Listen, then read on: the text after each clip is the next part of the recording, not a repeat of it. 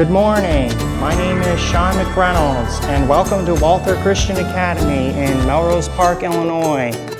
This is where I graduated from high school in 2013, and this is where I will be interviewing the person that has inspired me to become a teacher, Mr. Jacob Banke. It's so good to see you again, Mr. Banke. And yeah, of course, Sean. It's good to see you too. It's been a couple of years. Yes, it has, and you've been teaching for 17 years now. Yeah, it's been a long time teaching, and a lot of students come through, but there's a lot of students you remember more that way. I remember, though, when I first came to Walther, I had very low self-confidence, and I didn't really know what to do with my life. And when I was part of your classes, it made me see teaching history in a whole new light. Really? Yeah, it did. And because of that, you inspired me to succeed. Yeah. Man, that's incredible. So when I was a part of your classes, you really helped expand my understanding of history. And a lot of that was really used as a base course for me when I was volunteering at the Barrington History Museum. I was an intern there. You inspired me by your method of teaching because you taught history in a fun and creative way. You had mock Olympic Games that we actually participated in to understand the first Olympics. And when we were talking about the Roman Empire, we had to make propaganda posters for Roman emperors. That's right.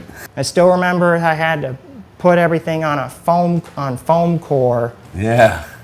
And of course, the most famous example is when you taught us about trench warfare, we were all playing dodgeball in the gym. Yeah, haven't done that for a while, but couldn't do that after they took it down about 6-7 years ago. But a lot of former students around your time, that's one of their memories, was doing the dodgeball trench warfare style. So I sort of hope to do that similar style of teaching that you did to my students. Yeah. Here's the best part about teaching is that I took some of those ideas from other teachers, things that when I was a student, I had a teacher that did the Greek Olympic Games, right? So I did that based off of my world history teacher.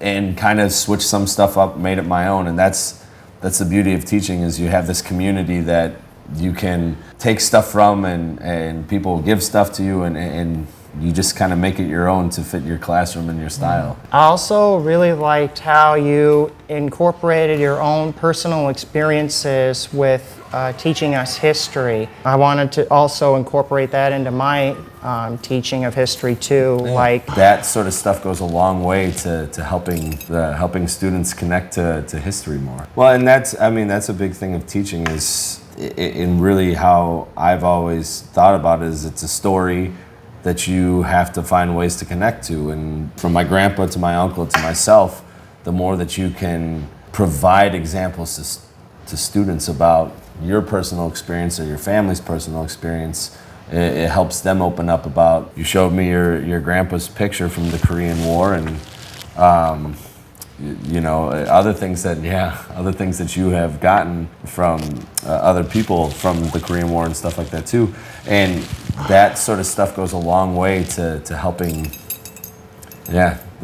students connect to history more. What would be your advice to any new history teacher? Any new history teacher, any teacher in general, you kind of have to have your own model and method and stick to it with people, and they ask, what's your motto? And my motto is, in order to be able to teach them, you have to reach them. A lot of what you do in the classroom is your content stuff, yes, but you have a lot of time where students are working on stuff, or where students, have things going on. So, learning about them, learning about what they love, from history to sports to music, to movies, whatever it is, it's finding ways to connect with them, and then it makes it easier to connect the material. So many things going on in this world. You really have to be passionate about giving back to kids and to be there. So I think my biggest thing is find that thing that kind of just is your motto, that you, when somebody asks you why do you teach or how do you teach, that you can give them that in like a line or two and they'll know exactly what type of teacher you are or want to be. So I think that what you said was a very good point, that I learn just as much from my students as they learn from me. Yeah. You're not always going to be 100% prepared when you start to teach. You have to expect to have failures and shortcomings, but what makes a great teacher is I'll make sure to remember that, do my best that when I first start student teaching or have a class of my own, that I'll keep your words of wisdom close to my heart. I appreciate that, Chad.